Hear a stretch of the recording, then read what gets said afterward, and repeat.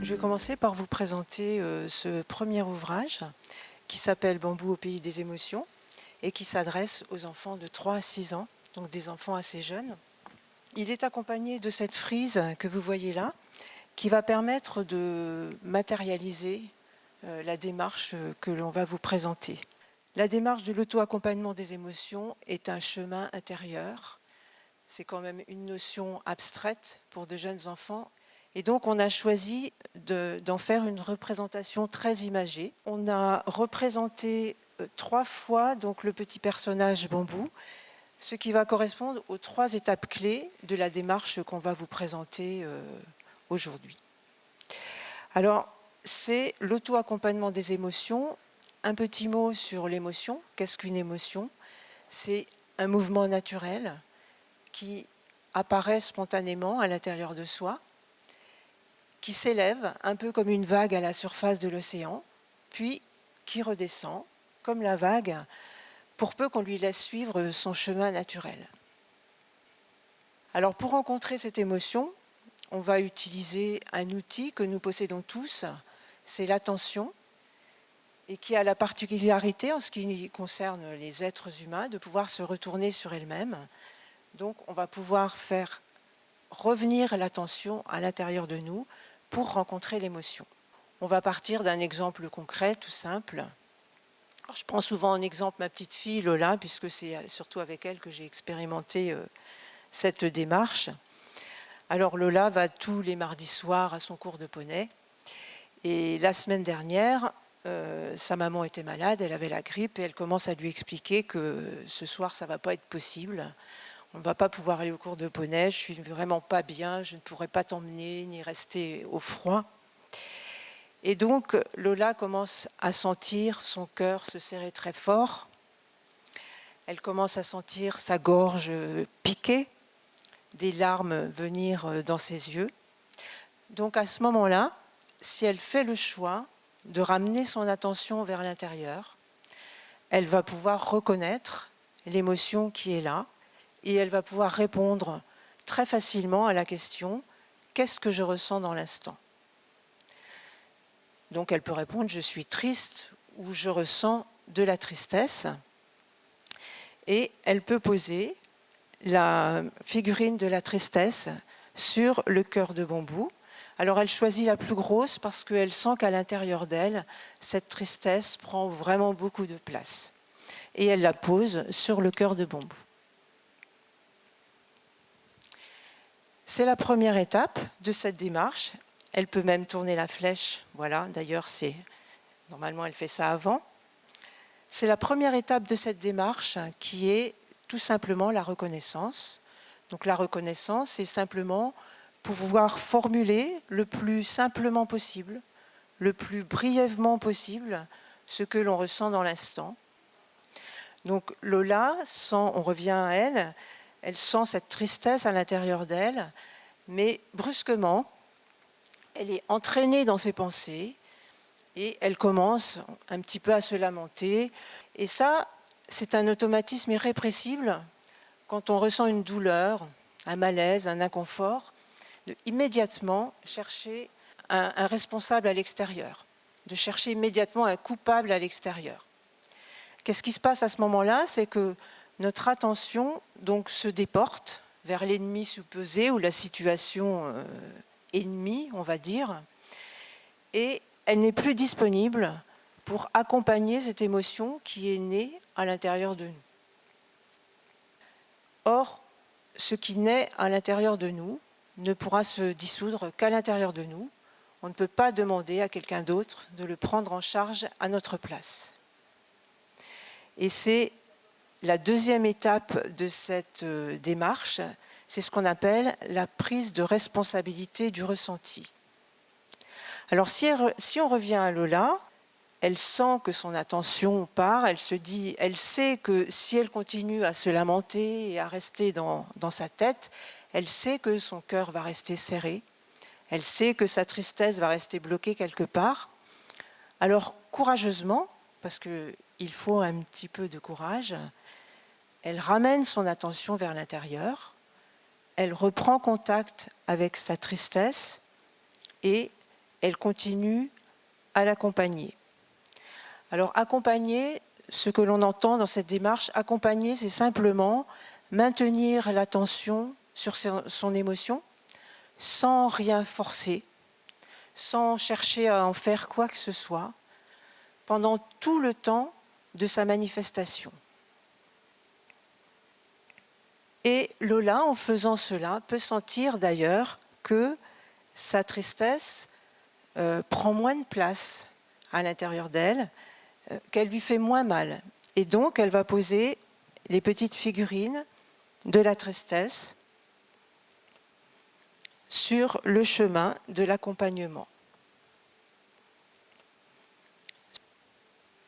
On peut voir au passage ce mouvement de la vague, l'émotion qui monte, puis qui redescend, pour peu qu'on l'accompagne. Donc la prise de responsabilité du ressenti, c'est ça, c'est faire le choix. Lorsque je ressens une douleur ou un inconfort ou un malaise, de maintenir mon attention vers l'intérieur et de la garder avec bienveillance, une attention bienveillante, si possible, et de garder cette attention sur ce mouvement qui est né à l'intérieur de moi pendant tout le temps de sa manifestation. Alors, quand on parle de prise de responsabilité du ressenti, parfois il y a confusion, on a l'impression qu'on est en train de dire prise de responsabilité de la situation extérieure. Ce n'est pas être responsable de la situation extérieure.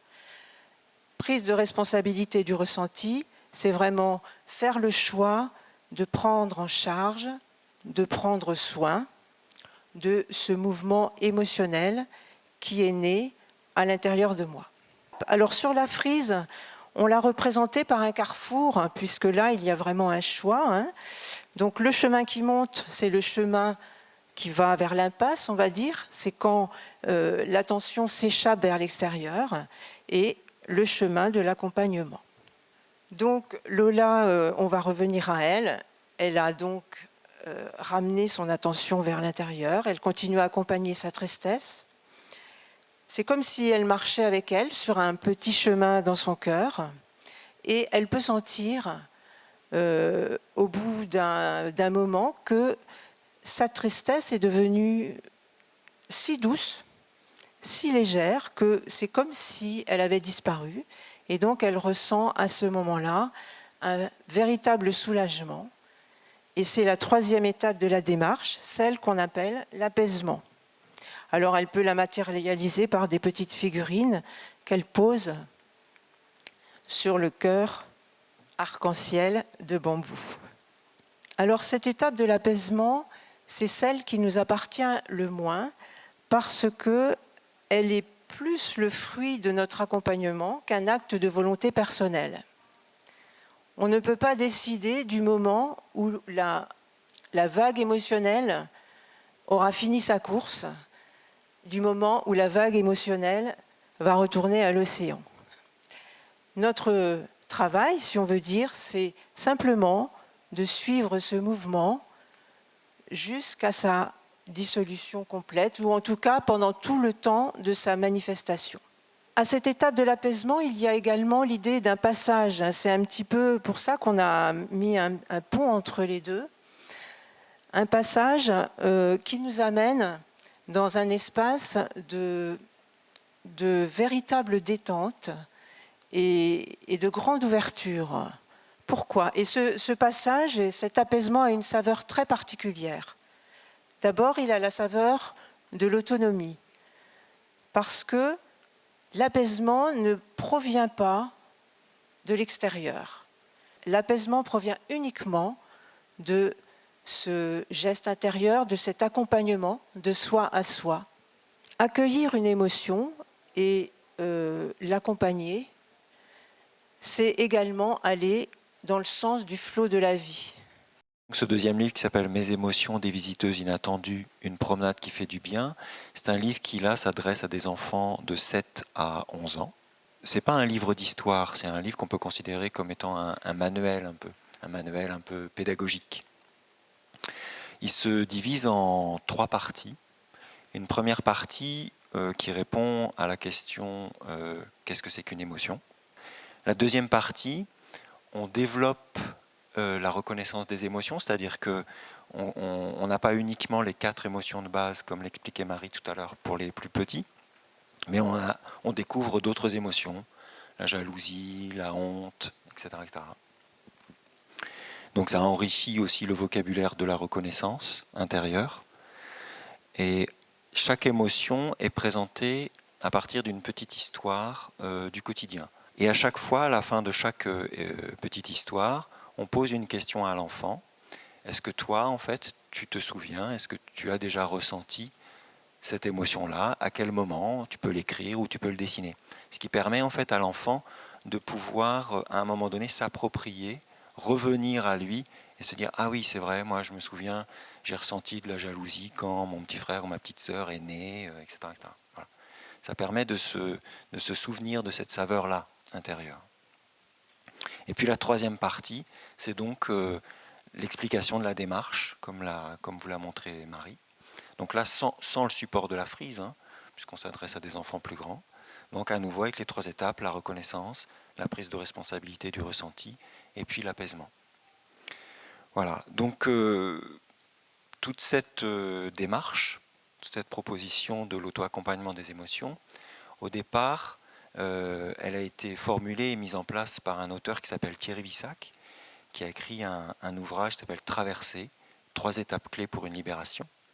Donc cet ouvrage, il s'adresse aux adultes d'abord. Justement, ce que je voulais vous demander, parce que moi je suis prof des écoles en cycle 3, donc ça se gère au cas par cas, ou alors on étudie les histoires et au cas où, si ça se présente. Voilà, comment ça se gère? Moi j'ai 28 élèves, donc comment ça se gère? Oui, disons que moi ce que je commencerai par faire, c'est déjà leur présenter la démarche un peu de façon décrochée.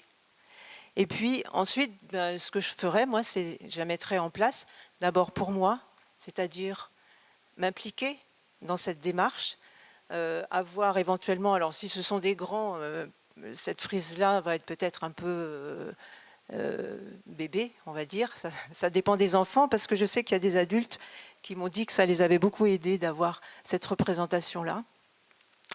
Et donc j'instituerai des temps peut-être plus pédagogiques où on explique ce qui se passe.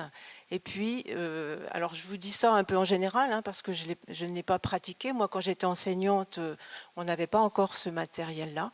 J'ai travaillé un peu avec les émotions, mais plus sur la reconnaissance, pas vraiment sur l'introduction d'une démarche. Et puis, j'essaierai de la mettre en pratique le plus souvent possible. Alors forcément, pas avec toute la classe d'un coup, mais à certains moments, quand il se passe quelque chose, je ramènerai à cette démarche. Et surtout, moi, en tant qu'enseignante, je m'impliquerai aussi. C'est-à-dire que je leur montrerai l'exemple. Oui, c'est un peu ça. En le faisant moi-même, pas forcément à tous les instants, mais en tout cas à des moments de la journée pour que ça devienne presque une hygiène de fonctionnement. C'est compatible avec parce que nous, dans mon école, on fonctionne avec des messages clairs. C'est compatible avec ça? Parce que j'ai l'impression quand même qu'il y a une différence. Dans le message clair, on renvoie plutôt sur l'autre, oui. Alors que là... Oui. Ah ben voilà, vous avez tout à fait saisi la différence.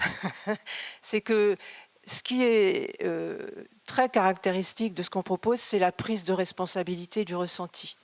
C'est-à-dire qu'on commence par essayer de retrouver un espace de paix en soi avant de faire quoi que ce soit vers l'extérieur. C'est compatible. Une fois qu'on a appliqué cette démarche, qu'on a retrouvé un espace de paix en soi, on peut très bien adresser un message clair, comme vous dites, à la personne en face, mais on comprend bien qu'il ne va pas partir du même endroit. Si ce message-là part sur une émotion de colère qui n'est pas vue, ça va être une réaction. Si ce message-là part d'un espace de paix, ça n'aura pas du tout le même impact. Et la communication sera tout à fait différente. C'est vrai que c'est un point qui est intéressant aussi par rapport à la question que vous posiez. Le fait aussi que dans cette proposition, par rapport souvent à ce qu'on peut voir sur les émotions, en fait, ce qui fait aussi que c'est un peu innovant dans cette proposition-là, c'est que c'est une démarche d'accompagnement. C'est-à-dire qu'on ne s'arrête pas uniquement à la reconnaissance, on ne s'arrête pas uniquement à la formulation d'un besoin, etc. Mais on va en fait jusqu'à l'accompagnement du mouvement qui s'anime à l'intérieur de nous.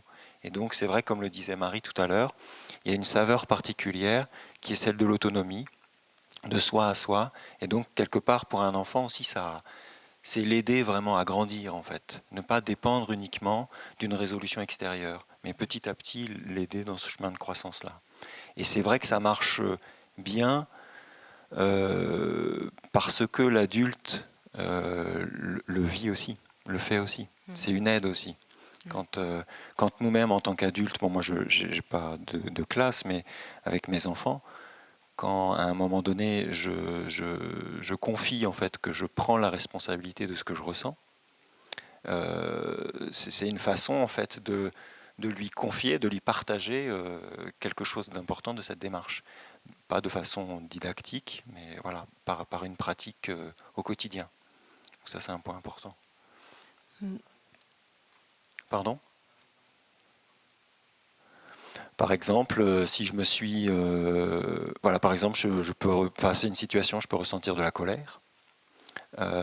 Et donc, avant en fait que ma colère se explose sur mon enfant, par exemple, je peux prendre un temps d'arrêt, reconnaître ce que je ressens, et puis prendre la responsabilité de cette colère. Et dans un moment donné, c'est déjà arrivé plusieurs fois, quand il est avec moi, je lui confie, je lui dis voilà, tu vois, Naël, en ce moment je ressens de la colère, mais c'est pas toi, c'est pas à cause de toi, c'est moi qui ressens ça.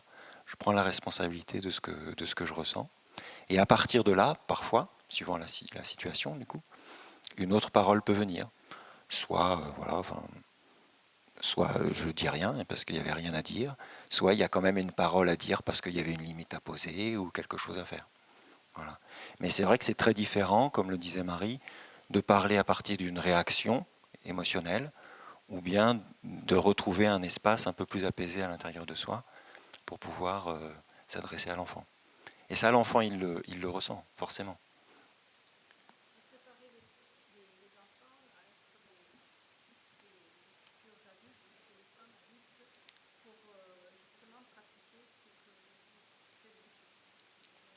Oui, oui, l'idée c'est ça, oui.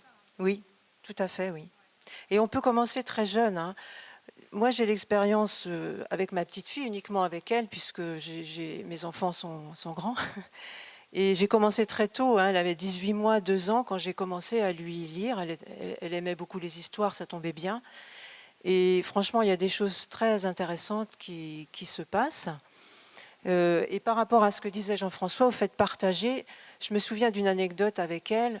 C'était un matin, vous savez, elle était ronchon, tout se passait mal. Vous voyez, ce genre de journée, tout ce que vous essayez, c'est problématique, c'est difficile. Et donc, je lui propose, je voyais qu'elle se sentait mal, je lui dis, tu peux faire le petit chemin comme bambou, c'est un peu un code, elle sait de quoi je parle. Et bien sûr, elle m'envoie promener, non, j'ai pas envie, et puis voilà, ça continuait. Et moi, là, j'ai commencé à sentir une colère assez importante, et donc je me suis assise sur le sol, tout simplement, et je lui ai dit, bah, écoute, je me sens très très agacée et donc je vais faire le petit chemin dans mon cœur. Donc je me suis assise, j'ai fermé les yeux, je l'ai laissée et elle est venue s'asseoir sur moi, contre moi, absolument silencieuse alors qu'avant elle était complètement déchaînée. Elle n'a pas dit un seul mot, elle est restée un long moment et quand j'ai senti que moi c'était passé, je lui ai dit bah, ça y est, mon agacement est parti. Et là, elle s'est retournée, elle m'a dit, mais moi aussi, mamie. Et franchement, ça a été le jour et la nuit. Sa mauvaise humeur et tout, enfin, tout ce qu'elle avait à l'intérieur d'elle à ce moment-là, tout était parti. Donc, même quand l'enfant refuse, nous, on a toujours quelque chose à faire. Là, du coup, j'ai partagé, sans trop partager mon expérience, enfin, en tout cas, je lui ai dit ce que je faisais, et ça a eu un effet sur elle. Donc, il y a des choses très intéressantes et très surprenantes qui se passent. Peut-être juste, je pensais aussi à un point sur l'attitude de l'adulte, parce que c'est Oui. vrai que, là, comme le citait Marie tout à l'heure, au moment d'une crise, par exemple, donc elle a fait elle-même son petit chemin. Et il y a quelque chose aussi qui est assez fort, comme une sorte d'irrépressible en fait, c'est quand on voit par exemple son enfant pleurer, alors pas parce qu'il s'est fait mal, hein, mais pleurer parce qu'il est en colère, ou etc. Et là, on sent à l'intérieur de soi, enfin en tout cas moi ça m'arrive très souvent de le sentir, il va s'enfermer dans sa chambre et il pleure, il est très malheureux, et on a très très envie d'aller le consoler. Et ça vient vous chercher là très fort. Ça ne veut pas dire qu'il ne faut pas le faire, mais ce qui est intéressant en fait, c'est de le laisser vivre aussi ce qu'il a à vivre, de lui laisser le temps de prendre contact avec ce qu'il ressent. Donc moi, ça m'est arrivé plusieurs fois où je m'assois par exemple au bord de son lit, je ne dis rien tout de suite, je le laisse, et je suis en contact avec ce que je ressens moi, ce tiraillement à l'intérieur de mes tripes, cette envie de vouloir retrouver un contact affectif, de le consoler, etc. Et petit à petit, donc ça dépend des moments, parfois c'est court, mais parfois ça peut être long, donc il faut être un peu patient. Voilà, il va revenir, donc il a la frise qui est dans sa chambre, hein, mais il va revenir vers quelque chose qui sera proche de l'accompagnement. Mais en tout cas, je ne lui aurais pas volé, d'une certaine façon, ce moment de la reconnaissance en lui donnant tout de suite une affection consolatrice. Parce que ça part d'un bon élan, hein, mais souvent on occulte en fait cette première étape de la reconnaissance et du coup toute la suite du chemin. Donc voilà.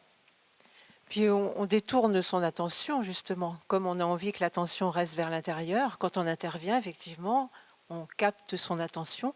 Et donc, c'est plus difficile après de le faire revenir de l'aider à revenir vers l'intérieur.